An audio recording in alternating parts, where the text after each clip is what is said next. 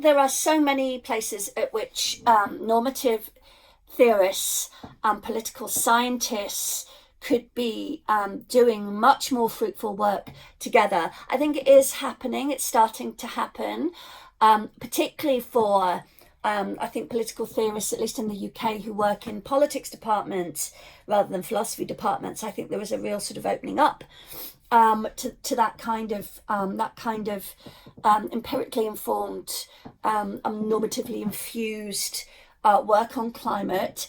I mean, there are a few areas which I would like to see more work being done in.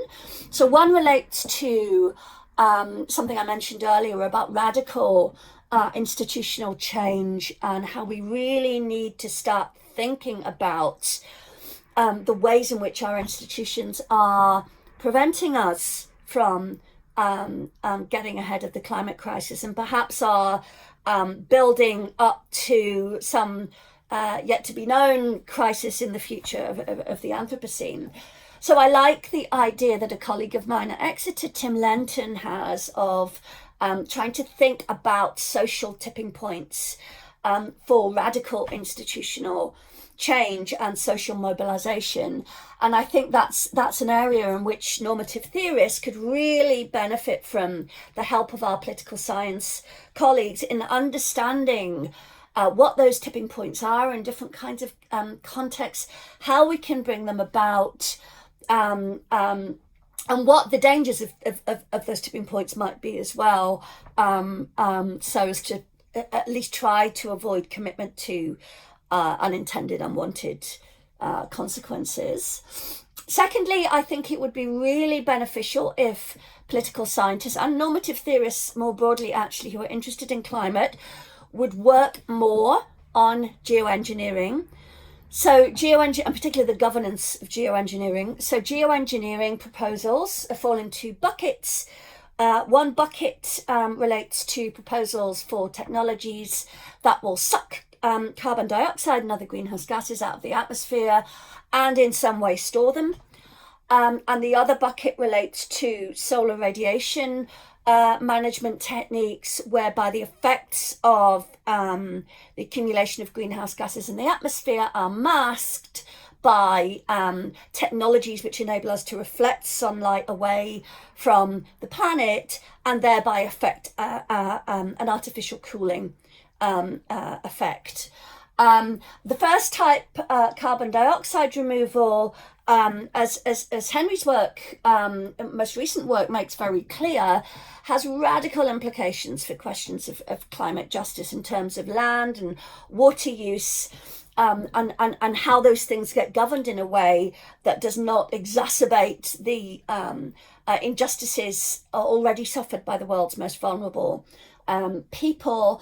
I think it's not commonly known just how dependent and how deeply baked into the IPCC scenarios for any tolerable amount of warming assumptions about carbon dioxide removal are.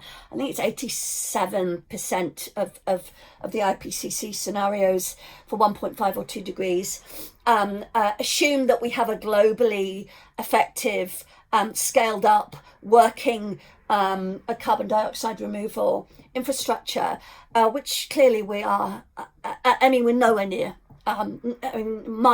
light years from.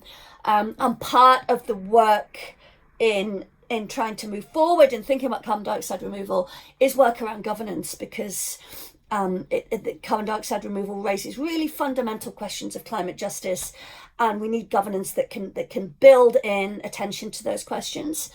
I think the same is true for solar radiation management, although it's a very different kind of technology and it is not assumed by the IPCC. It is, however, gaining, it seems to be having a bit of a moment right now in terms of attention to, particularly in the US context, to funding accelerated research programs around solar radiation management. And yet there's a total governance vacuum for this kind of research. And it carries really grave risks, in some cases risks that are equal to climate change under business as usual. and yet political scientists and many normative political thinkers are not paying attention to geoengineering in both its forms. So I really think that that needs to change. I think questions around political protest and the types of political action that we might countenance in a climate catastrophe. I think there is space opening up in those debates that needs to be filled, and that needs to be informed by the work of political scientists. So Patrick Taylor-Smith, who's a political theorist in the Netherlands, is doing some work, some really interesting work around this at the moment. Similarly, Darrell Mollendorf at Frankfurt has a book just about to be published on climate hope and mobilization, which again talks to these issues of protest and political action to make good on the failure of our international agreements and international political leaders. And I think those both Taylor-Smith and Mollendorf are informed by good empirical work, but I do think political scientists could get on board more with that.